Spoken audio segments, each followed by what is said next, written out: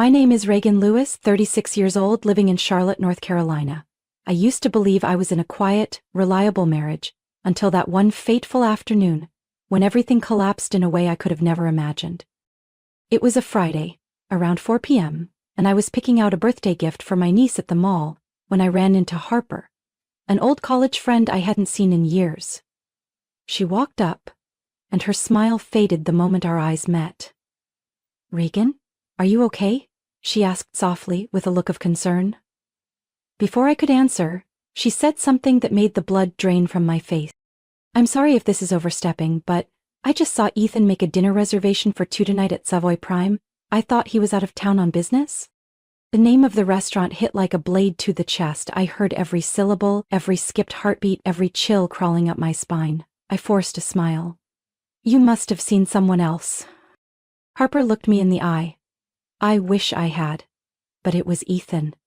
He was holding his phone, confirming a table for 2, 8 p.m., and he wasn't alone. I froze. Not because I didn't believe her, but because I believed her too easily. All the signs came flooding back like puzzle pieces snapping into place. The late-night meetings, the unfamiliar cologne on his collar, the mornings he kissed me goodbye but couldn't meet my eyes. I had dismissed them all because I didn't want to be the suspicious wife. Now they were screaming in my face all at once. I drove home, hands still trembling even after I parked the car. It wasn't hard to confirm. I picked up my phone and called Savoy Prime with the calmest voice I could manage. "Hi there. I'd like to confirm a dinner reservation for tonight under the name Ethan Lewis, at 8 o'clock. The host answered politely and without hesitation, "Yes, ma'am, table for 2 at 8 p.m., window seat." I nodded instinctively, though she couldn't see me. "No other requests, thank you." I hung up and stared at the phone like it had just handed me the life sentence of my marriage. I walked into the bedroom and opened the closet. I didn't cry. I had done everything right. I had trusted. I had given. Now it was time to prepare, not to beg, not to accuse, but to face the truth head-on. I chose a black silk dress I had never worn. It was a birthday gift to myself 2 years ago, one I had saved for a special occasion. Tonight I would make one. I did my hair, sharpened my eyeliner, painted my lips a deep red, not to seduce, but to remind myself that I was still me, even if my world had shifted beyond recognition. At 7:30 p.m., I parked across the street from Savoy Prime. The restaurant glowed with warm golden lights, its glass windows inviting curious glances from the sidewalk. I walked in, smiling at the host. "I'd like a table with a full view of the dining room, if possible." He nodded respectfully and led me to a spot tucked behind a decorative column. From there, I could see every table, every movement, every head tilt. No one could see me unless they were looking. I sat with a glass of water in hand, heart pounding steadily. At 8:02 p.m. the door opened. Ethan walked in. He adjusted his tie, smiling a bit too tightly. Then she appeared. Wavy blonde hair, tight red dress, like someone out of a fashion spread. I sat still, spine straight, lips pressed together. My hand rested on my purse, where a folded piece of paper waited. 15 words, written for the man who chose betrayal over honesty. I watched them from my seat as Ethan pulled out her chair and took the seat across from her, wearing the same gentle smile he once reserved for our anniversary dinners. They ordered red wine. She leaned in to whisper something that made him laugh, his head tilting forward. From where I sat, every gesture between them was living proof of what I already knew. She looked about 30. Light brown blonde hair, polished but not flashy. Her emerald green silk dress hugged her waist, silver heels gleaming, a pearl necklace resting just above her collarbone. The kind of woman Ethan once dismissed as too put together to feel real, and yet here he was, toasting with her like the world outside no longer mattered. I wasn't jealous. What I felt was a hollow ache in my chest, not from losing him, but from realizing how blindly I had loved him. I waved over the waiter, a young man with alert eyes and quiet understanding. When I pointed discreetly to Ethan's table, he nodded instantly.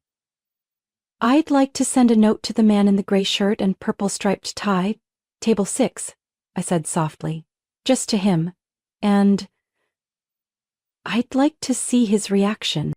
He smiled knowingly. "Of course, ma'am." I pulled out a small notepad from my purse and wrote in firm, steady script, "Enjoy your dinner. I hope the food isn't as bland as the lie you told me this morning." 15 words. No accusation, no pleading, just enough to rip off the perfect mask Ethan had spent months building. The waiter approached their table. I followed every step with my eyes, my heart drumming, not from fear, but from the certainty that this was the turning point. He placed the note quietly next to Ethan's wine glass, whispered something, then stepped away. I held my breath. Ethan frowned, picked up the note. His eyes moved across the words. In 3 seconds I watched his expression morph, confusion, then recognition, then pure fear. The wineglass slipped from his hand, spilling red across the tablecloth. The woman jerked back as it splashed onto her dress. "Ethan, what's going on?" she asked, clearly alarmed. He didn't answer. His eyes darted around the restaurant, wild like a man being hunted. I sat still. But the moment his gaze landed on me, I stood up. We locked eyes. Across the room he froze. She said his name again, reached for his shoulder, but he shrugged her off, eyes glued to me, as if he couldn't believe I was really there. I didn't walk over, I didn't scream, I didn't make a scene. I simply lifted my glass of water and tilted my head slightly, like a silent toast to their evening of betrayal. Then I turned and walked away under the soft lights of the restaurant, my heels echoing gently on the wooden floor. When the door closed behind me, the crisp autumn air brushed against my skin like a quiet reminder. I was still alive, still whole, and for the first time in years, I was the one steering the story. I didn't go home right after leaving Savoy Prime. I drove around the city for nearly an hour with no destination, no intention to stop. Streetlights smeared across my windshield like streaks of memories I hadn't fully let go of. Every time my phone lit up with Ethan's name, I ignored it. The first message came at 8:30 p.m. "Reagan, please let me explain, I'm begging you." Then the second. "It's just a misunderstanding. It's not what you think. Please, call me." I turned off the ringer. The rest came in waves. Long, short, desperate pleas mixed with weak excuses. "I love you, only you, she means nothing. I'll tell you everything. Don't give up on me. We can still fix this." I messed up. By the time I pulled into the driveway, it was nearly 11 p.m. The house was quiet, the living room lights still on, as if he was waiting for me there. Or maybe just afraid to be in the dark. Ethan sat slumped on the couch, wrinkled shirt, hands in his hair like a kid caught cheating on a test. The moment the door opened, he looked up, eyes bloodshot from either lack of sleep or guilt. I stepped in, placed my purse on the chair, and spoke calmly. "I'm listening, go ahead." Ethan stood, shaky, like even his legs didn't trust him anymore. "Reagan, I never meant for it to go this far." I crossed my arms. "Great, then tell me, how far didn't it go?" He swallowed, eyes fixed somewhere over my shoulder. "Just a few months, 6 months. Her name is Clara. We worked together on a joint project." 6 months, I repeated, each word dropping like a stone. "While I was planning our 10-year anniversary, while I booked us a weekend in Asheville, while I stayed up writing that research paper, and you said, 'I'm heading to bed early to rest.' Was it those 6 months?" He stayed silent, then muttered, "I'm sorry." I smirked. "Don't apologize, keep going. I want to hear you peel back every last layer of the lie." Suddenly his tone shifted.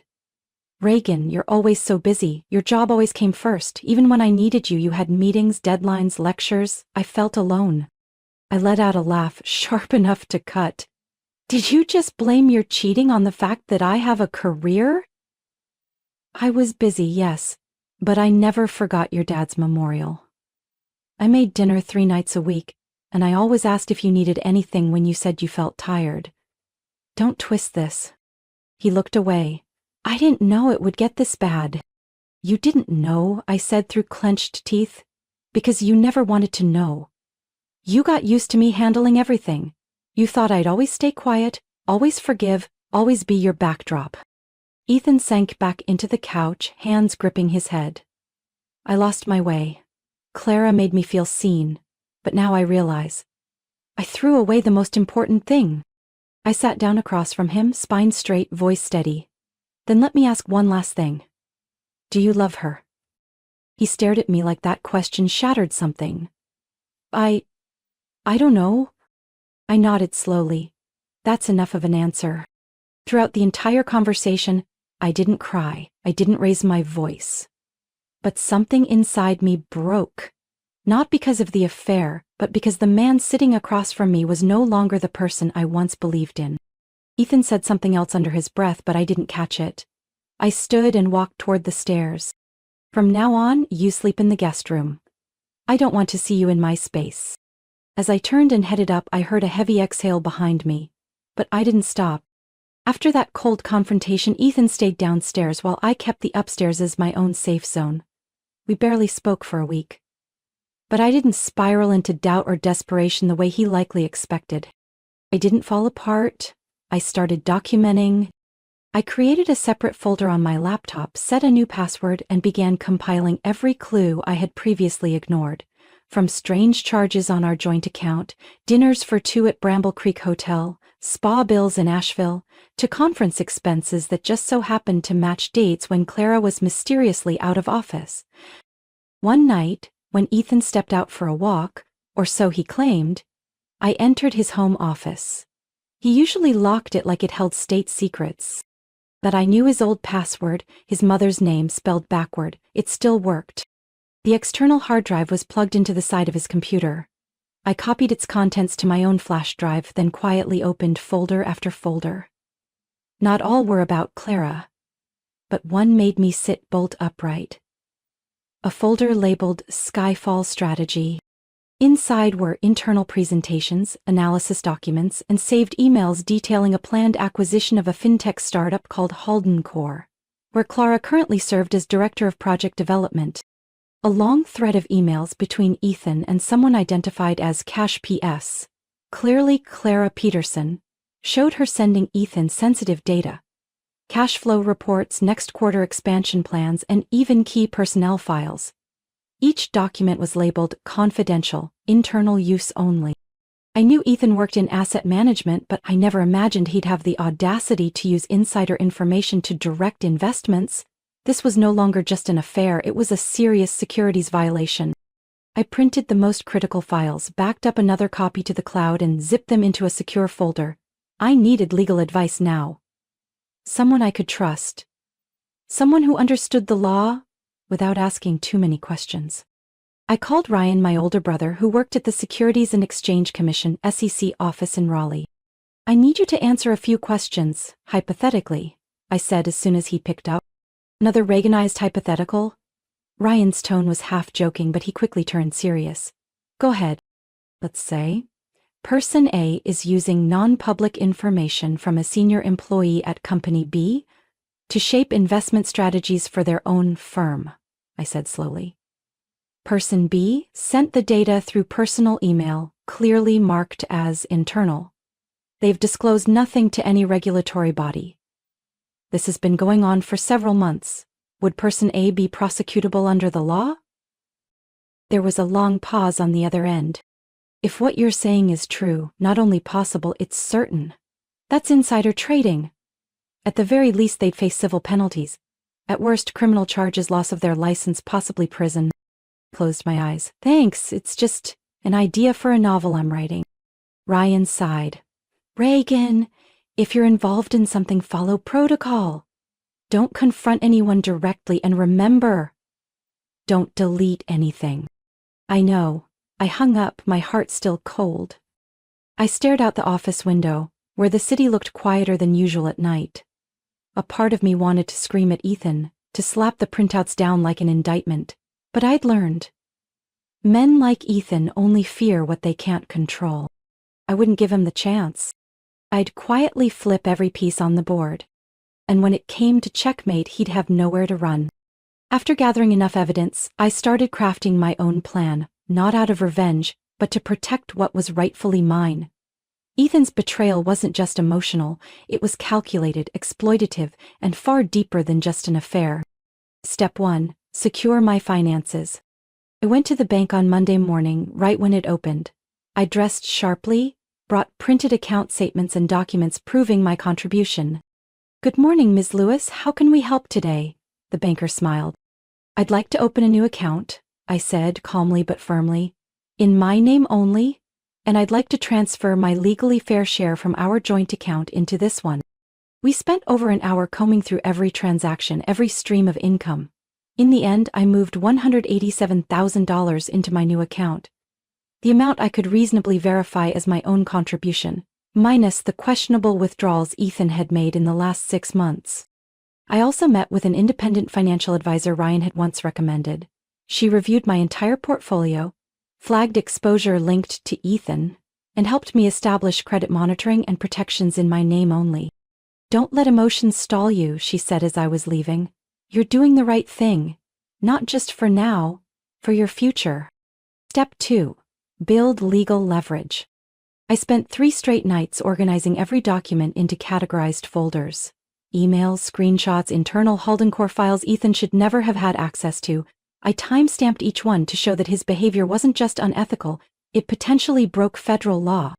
I printed 2 full sets, one for home, one for the bank's safe deposit box. On the front of each binder I labeled them, contingency to be forwarded to SEC upon legal escalation. I also created a brand new email address with a separate password, never logged into from any shared devices. Each night, while Ethan slept on the couch, I uploaded one file at a time so that if anything ever happened, one click would expose the full truth. Step 3. Face Clara. I didn't call, I didn't text. I chose the one thing Ethan never imagined I'd do, confront the woman he had used as leverage behind my back for half a year. I asked her to meet at a boutique coffee shop in downtown Durham, midday, in public. No room for theatrics. Clara arrived 15 minutes late. She wore a beige suit, carried an expensive purse, and walked in like she thought she was meeting her boyfriend's estranged wife. Defensive energy radiated with every step. Reagan. She paused, eyes flickering with uncertainty. I nodded. Sit. I'm not here to cause a scene. She sat across from me. I didn't know Ethan wasn't separated. He told me that we lived like roommates. I cut in. That our marriage was just a formality, that I was too busy, too cold, too distant. Clara bit her lip, didn't answer. I unlocked my phone and swiped through photos. Our 10th anniversary in Charleston. Christmas dinner with both families. A message Ethan sent me just 3 weeks ago. Thank you for always believing in me. She stayed quiet, her face draining color as she looked at the screen.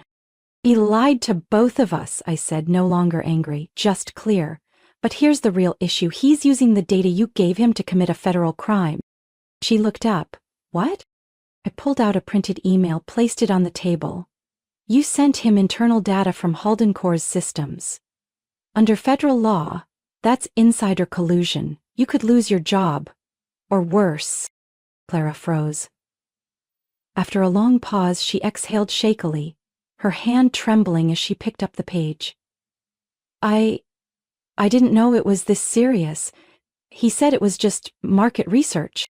I looked her dead in the eyes. You can choose to believe him, or you can choose the truth. Clara swallowed. If I cooperate, what will you do? I haven't decided yet, I said coldly, but I know you don't want to be the one who takes the fall for what he's orchestrating.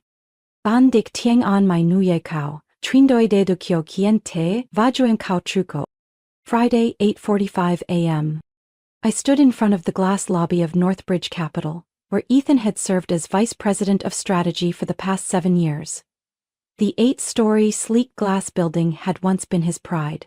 Today, it would be the place where he'd face the consequences of his own arrogance. Ethan had no idea I was coming. He assumed I was at home or somewhere still reconsidering, as he'd been begging me to do over the past few days. But I had quietly emailed the chairman of the board the night before, attaching evidence and requesting a brief presentation at this morning's internal meeting. I walked in wearing a dark gray suit, every button fastened. The receptionist paused slightly as my name appeared on the guest list. She smiled. Good morning, Miss Lewis. They're meeting in room 2 on the 5th floor. I'll escort you. I nodded politely, eyes steady. I wasn't there to make noise. I was there to restore order. As the conference room door opened, all eyes turned toward me. Ethan was standing near the projector screen in the middle of a presentation about the Holdencore merger. He looked confident, animated. His eyes froze when they landed on me. Reagan, he barely whispered, stepping back like he'd seen a ghost. I didn't respond. I looked at Mr. Michael Grant, chairman of the board. He rose, gestured toward the podium, and said firmly, "We've agreed to let Ms. Lewis speak for a special reason. Please give her your attention." I connected my laptop to the projector. The first slide appeared on screen. Internal Risk Assessment, Halden Core Transaction. I began, "My name is Reagan Lewis, as an indirect shareholder through an affiliated fund, and someone with concrete evidence of internal misconduct. I am obligated to bring this to your attention." Slide 1. Screenshots of emails between Ethan and Clara Peterson. Subject line, "Do not share." Halden Core Internal. Timeline, content, IP traces. All clearly displayed. Murmurs filled the room. Ethan stammered, This is fake, I cut him off calmly. "You may respond after I'm finished." Slide 2. Hotel invoices, bank statements, transfer receipts. All showing Ethan had used company resources to fund unofficial meetings with Clara for the past 6 months. Slide 3. An audio recording of a conversation between Ethan and Clara, where he asked her to obtain cash flow reports ahead of public release. The room went dead silent. One board member leaned toward Mr. Grant, whispering something. Ethan tried to keep his composure, but I noticed his hand clenching tightly. I concluded, "I've submitted all of this to the SEC this morning at 8:10 a.m. I've worked with legal counsel to ensure every step has been transparent. This is not about vengeance. It's about protecting this company from a legally compromised deal." Mr. Grant rested his hands on the table and turned to Ethan. "Do you have a response, Ethan?" Ethan jumped up. I didn't know she recorded that. I didn't think this would go this far. You didn't think," I said evenly. "The issue is, you knew." A CFO flipped through a file, then stated, "I propose we suspend all Halden Core activities pending investigation." "I second that," someone else added. "We'll initiate an internal review and temporarily remove Ethan from any strategic decision-making," Mr. Grant declared. Ethan turned to me, eyes blazing. "How long have you been planning this? What more do you want, Reagan?" I calmly closed my laptop and gathered my papers. "I don't want anything. I just won't let you drag anyone else down with you." I walked out, leaving behind a stunned boardroom, a shaken Ethan, and a company just beginning to wake from its illusion of trust. 3 days after that fateful meeting, Ethan was officially suspended. An internal memo went out to all employees stating, "Mr. Ethan Lewis will temporarily step away from all executive duties while the company investigates allegations related to ethical conduct and internal security." The wording was diplomatic, but everyone understood. It was the company's way of removing him from the very seat he once held so proudly. I didn't feel happy, but I did feel relieved. A few days later, the SEC launched a preliminary investigation. Several emails, financial records, and communication logs between Ethan and Clara were extracted. I knew because the person contacting me from the SEC was a former colleague of my brother. They didn't say much, but the precision of their questions told me. Ethan had no way out. He packed up and left our home on Sunday afternoon, silent almost the entire time. As he folded his last shirt into the suitcase, he looked at me, eyes bloodshot. I was wrong. I didn't nod. I didn't shake my head. I simply replied, "I know." A few days later, I filed for divorce. I didn't ask for anything unreasonable. The filing stated clearly I would keep the assets I rightfully contributed to, the indirect shares in Northbridge through my independent investment fund, and the small apartment I'd put a deposit on in South End, Charlotte. Surprisingly, Ethan didn't object. He signed during the very first meeting with the attorney, maybe because he knew he was in deep trouble, or maybe because he understood. This time, I wouldn't bend. I moved into the new apartment 2 weeks later. It was on the 6th floor of a small building with a balcony overlooking the greenery. Not large, not fancy, but peaceful, and entirely mine. I placed my desk by the window, bought a new easel, and set up a blank canvas, waiting for its first stroke after 8 years. On my first day in front of it, I painted nothing specific, just blended tones, cool grays, muted browns, a hint of amber. I simply let myself breathe. During the day, I began taking on corporate ethics consulting projects, mostly through referrals from old friends and Charlotte's financial network. No one asked about Ethan, though I knew they'd heard. The news spread faster than I expected, but this time I didn't run from it. I let the past stay where it belonged. Behind me. Friday afternoon, while preparing materials for a conference, I received an email from Northbridge's HR department. The message was brief. Dear Ms. Reagan Lewis, we hereby confirm that you are a legal shareholder holding 2.6% of the company's equity through Investment Fund X. While the board of directors oversees operations pending the appointment of a new CEO, we sincerely thank you for your cooperation and transparency during this time. I read the last line twice, then smiled softly. Not because I had won, but because, for the first time, everything felt like it was finally in its rightful place. On another afternoon, while making coffee, my phone rang. It was an unfamiliar number. I hesitated a few seconds before picking up. The voice was strangely familiar. Clara?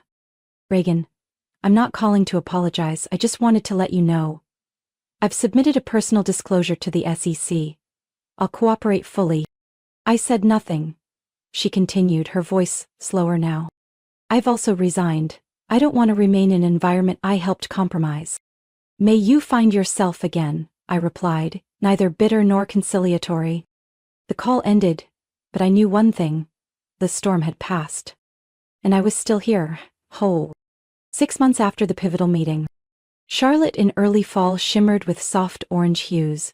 The sunlight was just warm enough for me to open the balcony doors, set up a fabric chair, a hot cup of tea, and my laptop on a small wooden table. I had just completed an ethics consulting report for a young startup, a team full of ideals, still believing that transparency could survive in the world of business. Working with them made me realize I wasn't grieving anymore, I was simply stepping into a new role. Occasionally, my phone would receive messages from an unnamed number. I knew it was Clara. She'd send short updates about her cooperation with the SEC, sometimes just a line, "Thank you for helping me see it sooner." We never called each other friends, but there was an unspoken understanding between us. Like two people who once stood in the same collapsing room, each finding their own way out. I no longer thought much about Ethan. News about him had grown sparse. According to Ryan, the investigation was still ongoing. Ethan had been barred from working in finance for 3 years, and fined enough to force him to sell nearly all his remaining shares. I wasn't happy about that, but I wasn't sad either. I just felt lighter, as if an old hollow part of me had crumbled to make space for something else, steadier, more real. One afternoon, after closing my laptop, I pulled out a sheet of paper from my desk drawer. The kind I used for handwritten notes back when I did research. Slightly textured, creamy in color, perfect for blue ink to glide soft and true. And I began to write. Dear Ethan, it's been months since that night at Savoy Prime where you received the note I had sent through a server. 15 words. But that note unraveled 15 years I once believed was love. I used to wonder how someone who said I love you every morning could lie to me every night. Later I realized betrayal doesn't begin with cheating. It begins with silence, when one chooses to ignore the feelings of the other. You chose silence before I realized how far we were drifting. You chose pretense before I ever asked the question. I'm not writing this to blame you. I no longer want to be angry. That emotion only drags me back to a person I no longer belong to. I'm writing this letter as closure. Not for you, for me. Your betrayal, cruel as it was, forced me to confront a question I had long avoided. Who am I when I'm no longer Mrs. Ethan Lewis? Strangely, the answer didn't scare me. It freed me. I am someone rebuilding, piece by piece. I sleep in a small apartment where no one tells me to come home early. I wake up without emptiness when the chair across from me is unoccupied. I brew my own coffee, play my own music, and smile on my own. Ethan, I no longer love you. But I hold no regret. That note changed both of us. And if I had the choice, again I'd still write it. Still send it through the hands of a stranger to a man who once meant everything. Because through it, I found myself. Goodbye, Reagan. I folded the letter and placed it in the bottom drawer of my desk. I would never send it. It wasn't for Ethan. It was for me. A final ritual to close the door behind me, not with tears, but with quiet. Outside, the sunlight tilted into early evening. I grabbed a brush, opened a jar of cobalt blue, and started a new painting. Not to remember what had been, but to tell a story I was now writing. With my own hands. And freedom. Reagan's story isn't just a journey through betrayal, it's proof that pain, when faced the right way, can become the foundation for rebirth. In the real world, many choose silence or surrender, but Reagan chose truth, independence, and self-respect. She didn't just rise, she moved forward with quiet strength, wise and unshaken, making others reflect on their own choices. A reminder that peace belongs to those who dare to let go of what no longer deserves them. What do you think of Reagan's choice? Would you have the courage to do the same in her shoes? Share your thoughts in the comments, and don't forget to follow the channel for more heartfelt and powerful family stories.